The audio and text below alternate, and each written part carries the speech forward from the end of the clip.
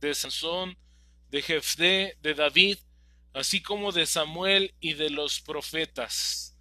Y comenzamos a estudiar el día de ayer la vida de uno de los profetas más poderosos, el profeta Elías. Y sin embargo, para estudiar el profeta Elías tenemos que ir al primer libro de Reyes, capítulo 17, donde lo vemos que aparece por primera vez. En primer libro de Reyes, capítulo 17, y antes de continuar, déjeme hacer una oración.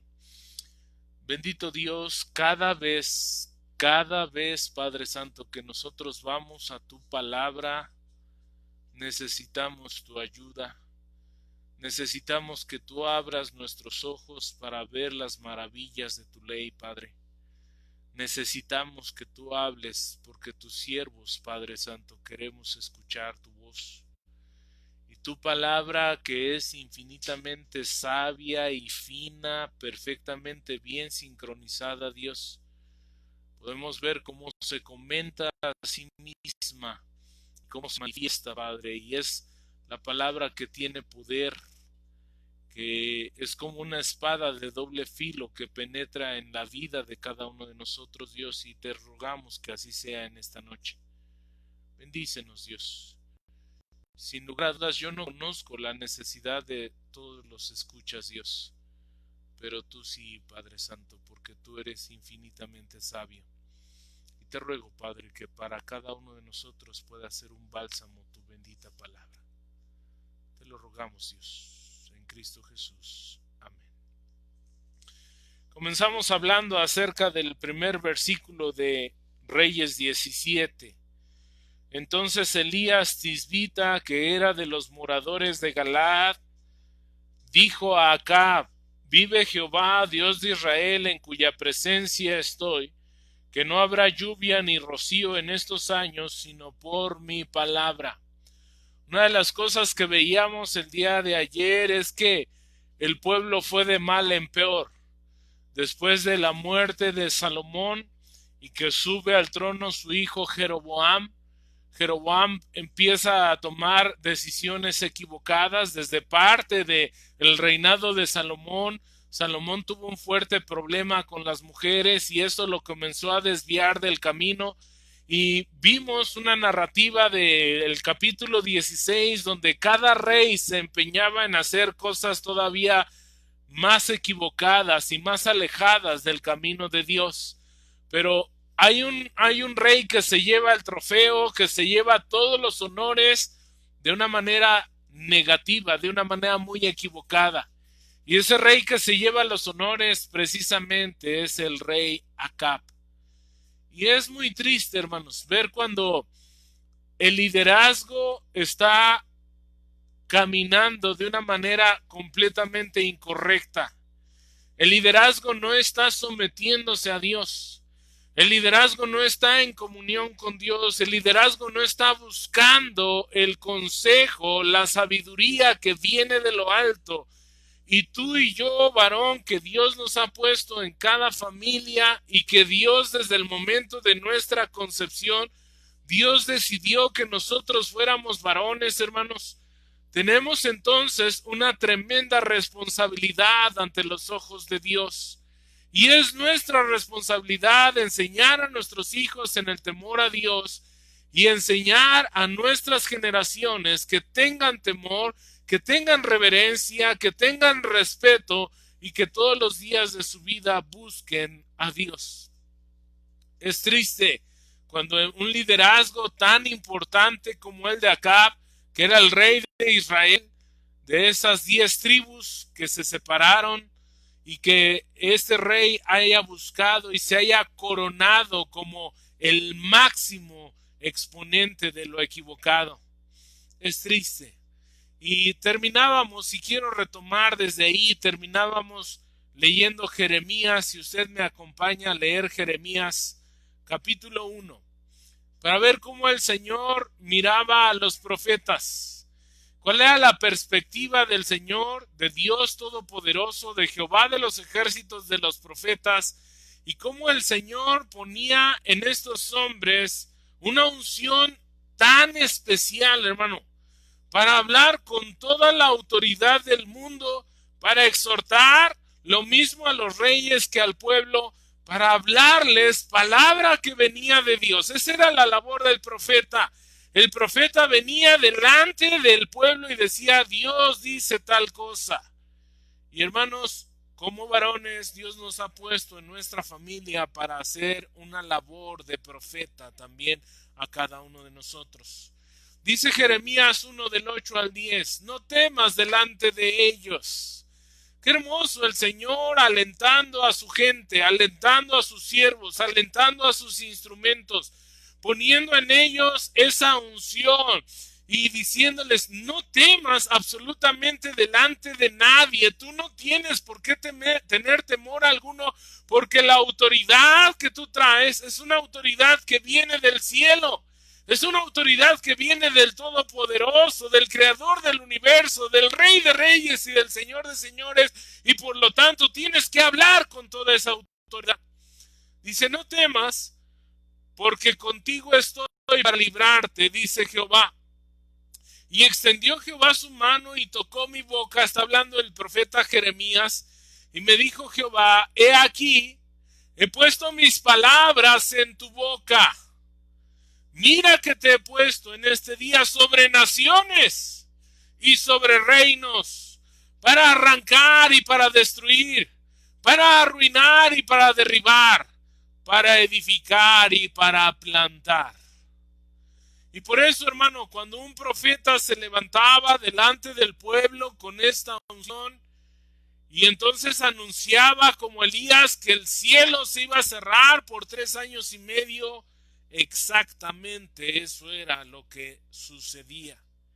Y vemos el poder de la oración, vemos el poder de la fe. El Señor dijo que si nosotros tuviéramos fe del tamaño tan diminuto, tan pequeño, de un grano de mostaza, de una semilla de mostaza, nosotros podríamos tener esta autoridad.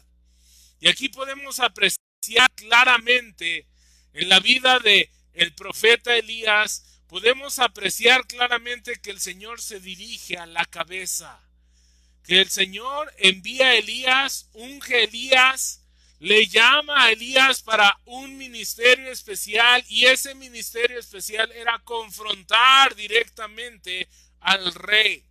Dios no va a Jezabel, Dios no va a la gente del reino, Dios va directamente al rey, al encargado del gobierno, al encargado de la dirección, al encargado del rumbo que el pueblo tenía. Y entonces Dios envía al profeta Elías directamente al rey.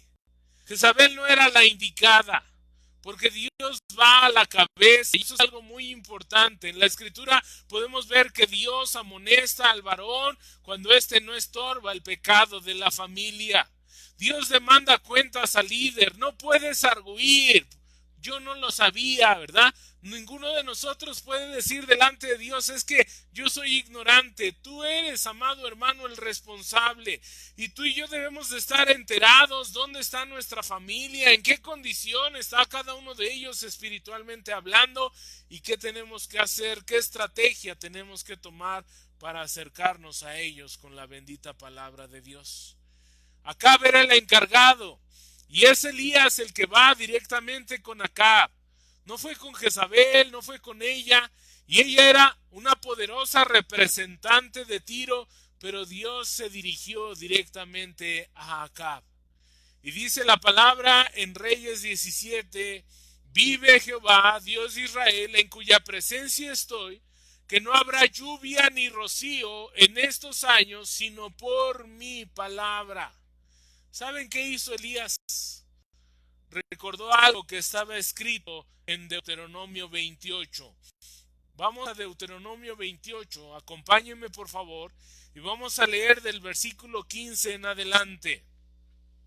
Dice la palabra de Dios en Deuteronomio 28, pero acontecerá que si no oyeres la voz de Jehová tu Dios, para procurar cumplir todos sus mandamientos y sus estatutos que yo te intimo hoy, que vendrá sobre ti todas estas maldiciones y te alcanzarán.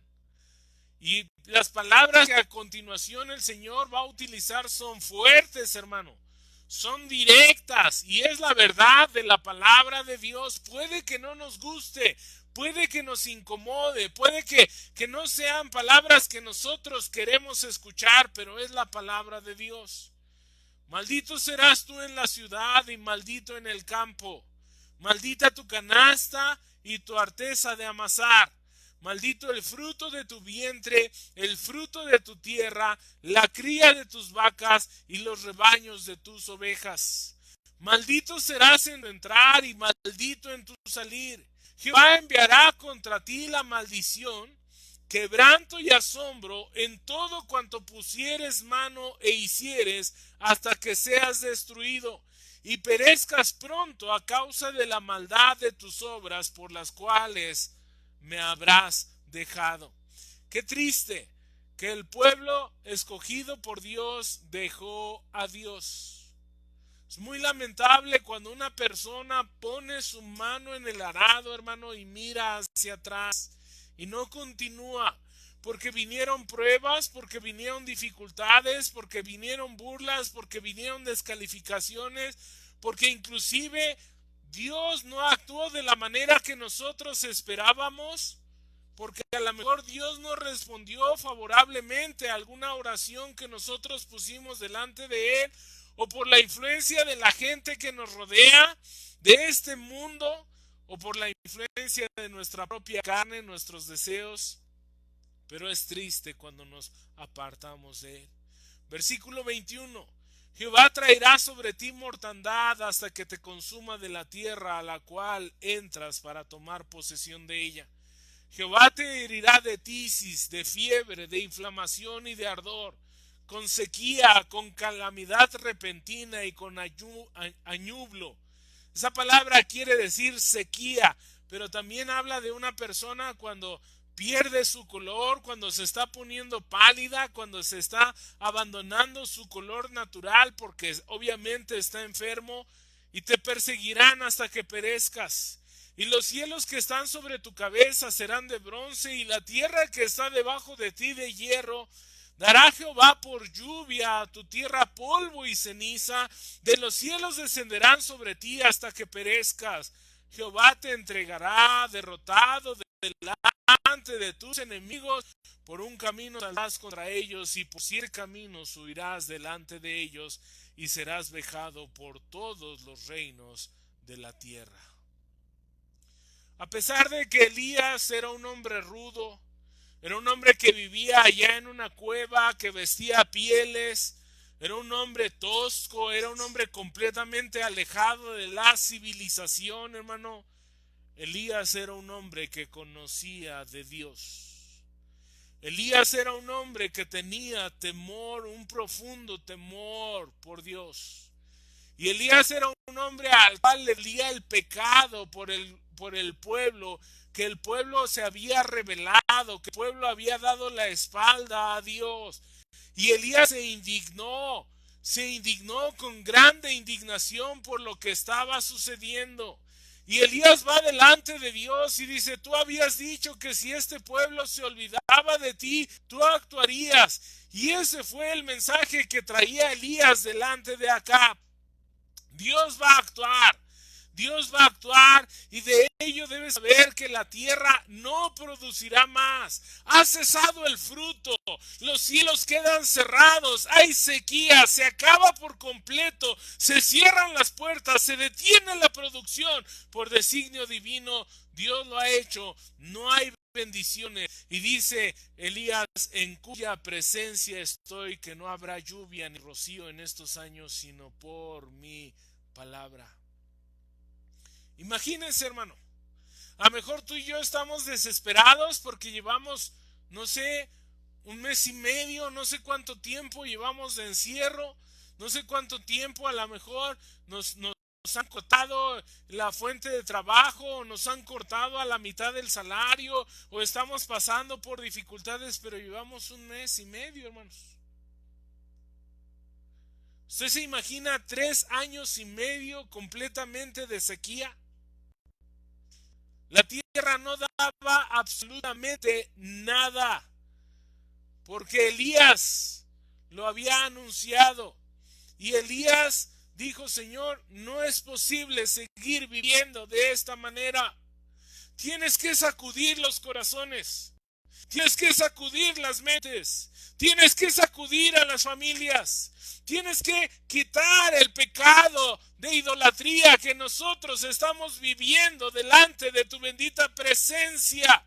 Tienes que quitar todo aquello que usurpa tu lugar, que se ha sentado en el trono y que ese trono te pertenece solamente a ti. Él era el vocero de Dios. Él era el profeta de Dios. Un profeta era el que hablaba en lugar de Dios. No ocupaba, nunca un profeta ocupó el lugar de Dios, pero sí lo estaba representando. Así que Dios saca a Elías de ahí del anonimato para poder enfrentarse al rey de Israel. Porque aparte de esto, podemos ver que Dios tenía un plan todavía más grande y más poderoso para la vida de Elías. Hermanos, en las pruebas Dios nos está forjando. Nunca perdamos de vista eso. Jamás, jamás en la vida. Cuando nosotros estamos atravesando pruebas, cuando hay estrechez económica, cuando hay enfermedad, cuando nuestra vida cambia, cuando nuestra vida da un giro, cuando algo inesperado se vislumbra en nuestras vidas y atravesamos por esas situaciones, no te quepa duda que Dios está trabajando con nosotros, que Dios nos está formando, que Dios nos está creciendo, que Dios nos está desarrollando. Dios tenía un plan perfecto para Elías y podemos ver cómo Dios lo va a llevar de un lugar a otro, madurándolo, creciéndolo, esculpiéndolo, forjándolo, de tal manera que dice la escritura, vea el versículo 2, estoy en Reyes 17:2, y vino a él palabra de Jehová diciendo: apártate de aquí y vuélvete al oriente y escóndete en el arroyo de Kerid que está frente al Jordán. Dios, hermanos, es inmensamente sabio y él sabía lo que iba a suceder.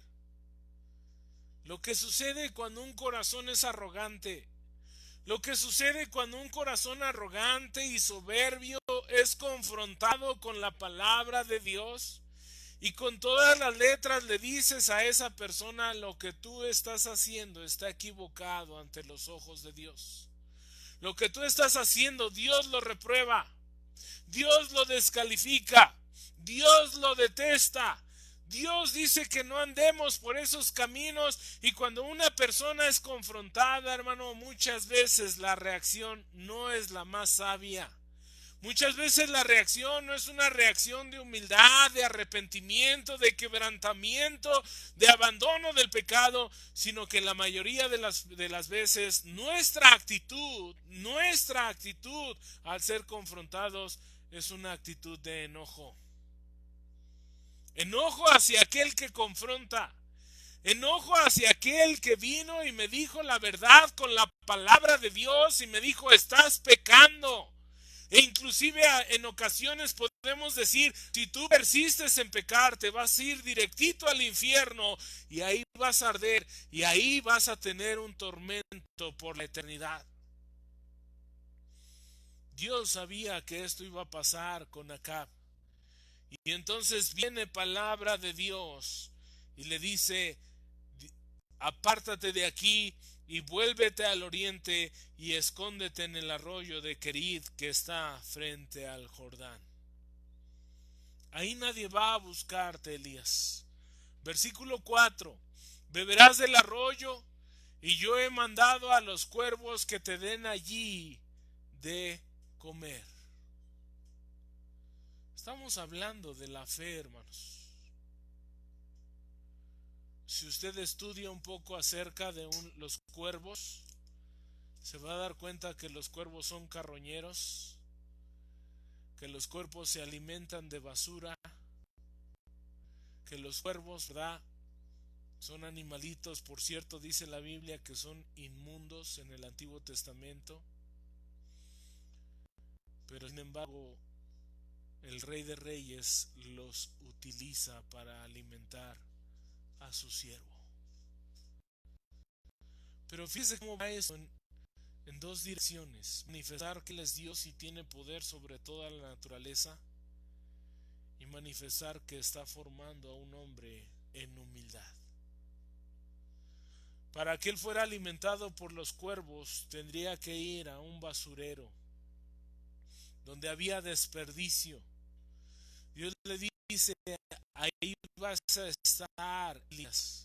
Cualquiera de nosotros podríamos responderle a Dios: yo voy a servir, Dios, pero tú me vas a pagar de esa manera. ¿Me vas a mandar a un basurero para que animales inmundos me alimenten? Pero ¿sabe algo, hermano? Lo puedo ver en cada página de la palabra de Dios, en cada página de la Biblia, del Sagrado Libro. Puedo ver que Dios forma a los hombres de una manera sumamente especial. Que Dios nos forma contra toda la lógica, que Dios nos forja en el horno. Allí es donde cada uno de nosotros somos forjados. Así como el metal tiene que entrar a altas temperaturas para luego poderle dar forma, así lo hace Dios con cada uno de nosotros. Dios nos manda que a nada ni a nadie le tengamos temor. El Señor dijo lo siguiente: no temáis a los que matan el cuerpo, mas el alma no pueden matar. Temed más bien a aquel que puede destruir el alma y el cuerpo en el infierno. Mateo 10:28. Solamente a Jesús. Elías no tuvo temor, y con toda el aplomo, con toda la decisión, con toda la determinación va delante del rey Acab y le dice lo que está sucediendo. Pero tampoco tiene temor de que el Señor lo resguarde en ese lugar, y no replica, no arguye, no va delante de Dios y reniega, porque sabía que Dios lo estaba forjando. Yo quiero preguntarte a manera de reflexión, hermano, si tú has visto la mano de Dios más allá de la razón. Cuando Dios abre caminos donde realmente no los hay. Cuando Dios transforma los corazones y gente que ni conocemos ni jamás en la vida hemos visto, y gente nos auxilia, y lo único que podemos decir es: bendito sea, Señor. Gracias, Dios. Gracias, porque sé que tú lo estás haciendo. Cuando todas las cosas y toda la lógica humana apunta a un rumbo y Dios cambia el rumbo de manera providencial, Dios cambia el rumbo. Dios sustentó a Elías con cuervos. Dios se vale de medios ilógicos, de medios irracionales, y Dios se vale de muchos medios, y es la multiforme gracia de Dios para bendecirnos, y esa multiforme gracia de Dios es grande, es sorprendente, es inesperada, es inagotable. ¿De dónde saca Elías la capacidad para soportar, para obedecer sin arguir? ¿Sabes? Uno podría decir: Señor, ¿cómo es que se te ocurre esto? A veces Dios nos pone, hermanos, en caminos que a nosotros no nos gustan, pero lo debemos de transitar porque Dios nos está formando. Dios nos está formando. Vaya conmigo, por favor, a Deuteronomio capítulo 8, versículo 11. Deuteronomio, sin perder Reyes. Vamos a Deuteronomio 8:11. Dios sabía lo que iba a suceder. Él es omnisciente, hermano. A Él no se le escapa absolutamente nada. Él es completa y absolutamente omnisciente. Él lo sabe todo. Él sabe el final de tu vida, el final de mi vida. Él sabe el final de nuestros hijos, de nuestros nietos, de nuestros tataranietos, si es que los vamos a tener. Él lo sabe todo. Y en esa infinita sabiduría, esta fue la recomendación en Deuteronomio: cuídate de no olvidarte de tu Dios. Hermanos, en tiempo de pruebas no nos olvidemos de Dios. Todo lo contrario. Afiancémonos a Él con más fuerza. Roguemos a Él con más vehemencia. Dependamos de Él todos los días de nuestras vidas. Cuídate, hermano, cuídate. ¿Qué si la enfermedad toca nuestra puerta, hermano? ¿Qué si la enfermedad toca nuestras vidas? ¿Qué si la enfermedad llega a un ser amado, tan amado como nuestra esposa, nuestros hijos, nuestro padre, nuestros hermanos?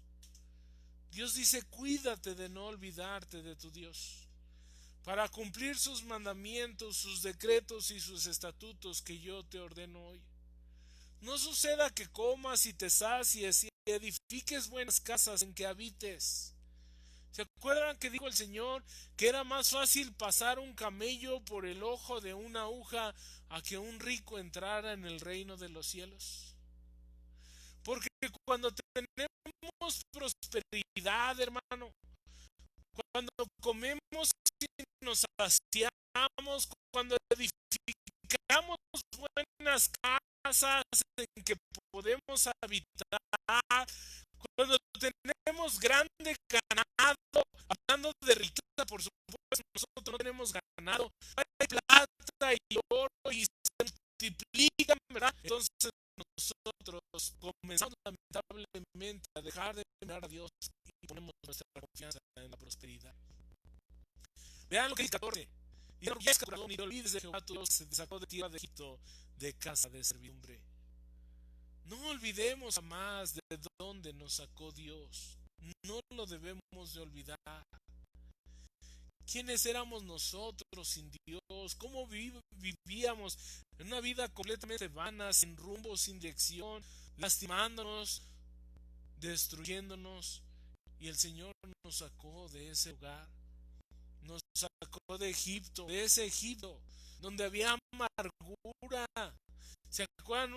Uno de los elementos de la Pascua eran las hierbas amargas, porque era un recordatorio de cómo vivíamos antes. Algunos de nuestros matrimonios eran batallas campales esos días. Parecíamos perros y gatos peleándonos todos los días, ofendiéndonos, lastimándonos, humillándonos. Dice, no te olvides de dónde te sacó Dios. Ve el versículo 15 y 16, que te hizo caminar por un desierto grande y espantoso, lleno de serpientes ardientes y de escorpiones y de sed, donde no había agua. Acuérdate, Israel. Acuérdate que Él te sustentó. Acuérdate que toda buena dádiva y todo don perfecto no viene de tu habilidad, hermano. No viene de tu astucia, no viene de tu inteligencia, no viene de tu capacidad. Toda buena dádiva y todo don perfecto viene de nuestro Dios bendito. No te olvides. No es cierto, hermano, que cuando nosotros pasamos por estas pruebas, por estas situaciones, entramos al horno y el Señor le sube a todo el calor, rogamos y nuestro corazón se quebranta y nuestra alma se desborda delante de Dios, desparramamos nuestra vida delante de Dios, rogando y suplicando. La prueba es buena, hermano. La prueba es buena, por eso Santiago dice, tened por sumo gozo cuando os halléis en diversas pruebas, sabiendo que la prueba de vuestra fe produce paciencia. La prueba es buena, nos ayuda a ver la mano de Dios, a ver la bendición de Dios, a ver la provisión de Dios, a ver a Dios. Eso fue lo que dijo Job. Él dijo, de oídas te había oído, pero ahora mis ojos te ven. Eso fue lo que dijo Job. 16. Que te sustentó con maná en el desierto. ¿Sabe qué significa maná? Significa literalmente, ¿qué es esto? ¿Qué es esto?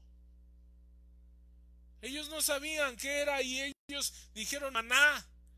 Maná y maná es, ¿qué es esto? Pero el Señor los mantuvo día tras día, día tras día. Comida que tus padres no habían conocido, afligiéndote y probándote, afligiéndote y probándote, porque hay un propósito excelso, eterno, maravilloso, que tú y yo salgamos purificados de las pruebas, hermano. Que toda la escoria, que toda la suciedad salga de nuestras vidas y con una consagración más pura, más hermosa, y cada uno de nosotros nos entreguemos más y más a nuestro Señor. Dios quiere forjarnos. Dios quiere producir en nosotros y formar su imagen en nosotros de acuerdo a su bendita voluntad. Eso es lo que Dios quiere.